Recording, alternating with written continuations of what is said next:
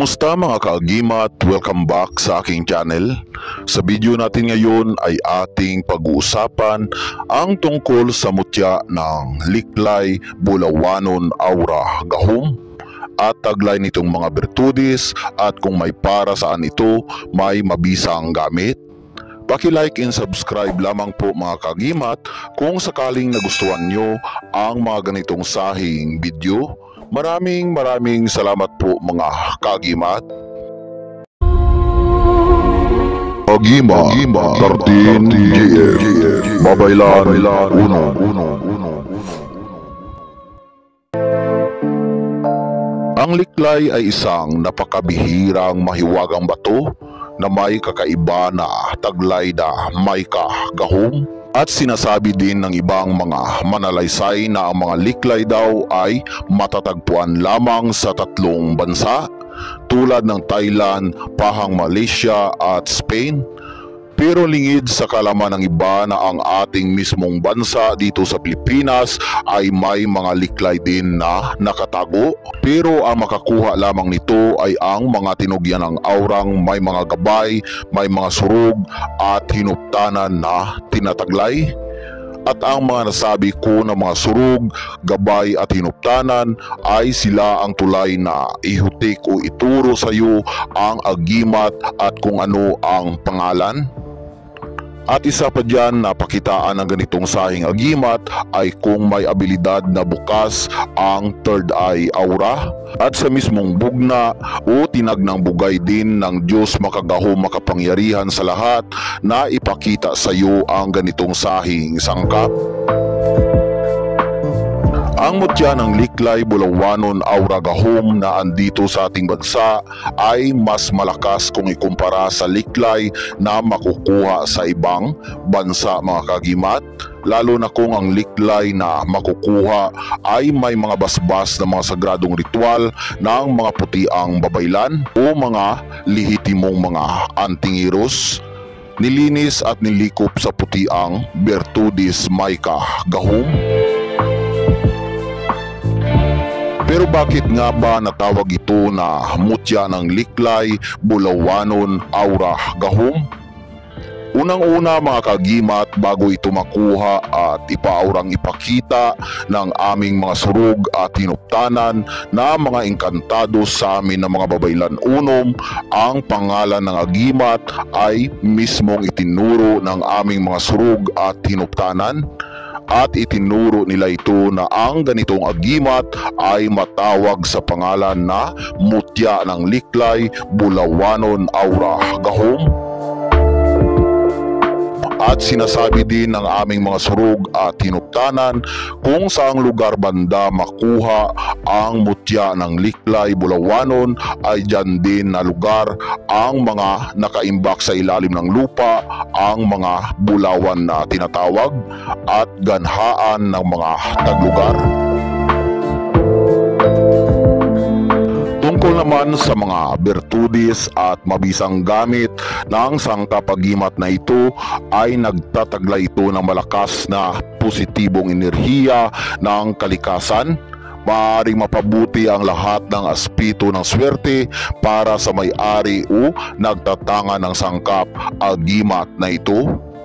Ang agimat na ito ay naghanap ng swerte at umiiwas sa kasamaan, nangaakit ng kayamanan at kapalaran, pangliwas sa mga hindi inaasahang mga panganib at mga sakuna, pampataboy ng mga kamalasan. May malakas na pwersa may kagahom bertudis na pagbutihin ang lahat ng uri ng swerte, makaakit ng positibong kayamanan, makaakit ng mga marangal na tao, nakakatulong na pagandahin ang katanyagan at relasyon sa negosyo mga kaagimat, pinabubuti ang aurang putian ng ating tahanan, opisina at tindahan, nakakatulong na mapalinaw ang kaisipan, balansihin ang mga emosyon at patatagin ang isip. Nagtataglay din ito ng kabal ng katawan at kusa itong gumagana ang taglay niyang may kagahom kapag sa oras na ito'y kailanganin ng ating aura. Ang mutya na ito ay nagpapalakas din ng ating katawan at kalusugan. Ipapalayo o iliwas tayo sa mga kritikal na mga sakit, proteksyon at depensa laban sa mga masasamang itumang elemento, lamang lupa at sa mga demonyo o panulay, pangontra sa barang, kulam, mga kilkig nga halit, sa mga hiwit, mga hilo kag mga sumpa. Pero paano ba alagaan ang ganitong agimat para mas lalo pa itong lumakas ang taglay niyang may kagahom o kapangyarihan?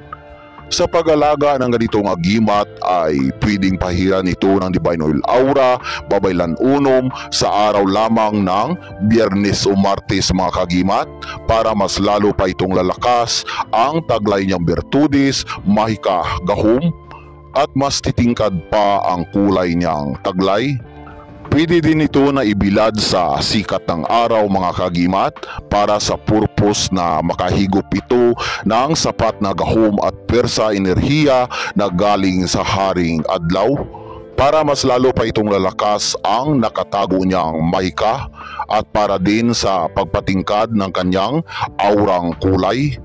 Sa pagbilad sa sikat ng araw mga kagimat ay gawin kahit anong araw at kahit anong oras at patagalin ito sa sikat ng araw kahit 15 hanggang 30 seconds mga kagimat.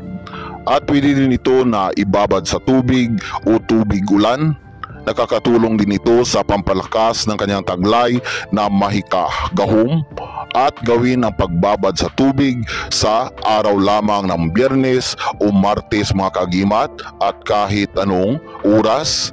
Ibabad ito sa tubig mula sa 15 minuto hanggang sa 20 minuto o sobra pa ay pwede pa din mga kagimat.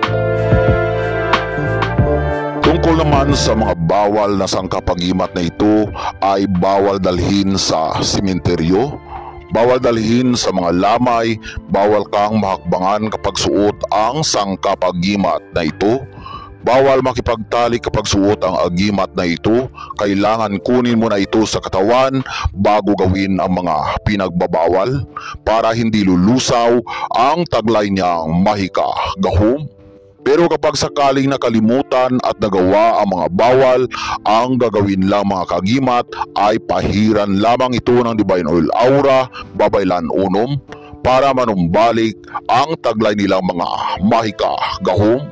Ang sangkapagimat na ito ng aming makita at makuha ay tinipon silang lahat at binasbasan ng mga sagradong ritual babaylan unom upang sila ay malinis at malikop sa putiang bertudis mahika gahom.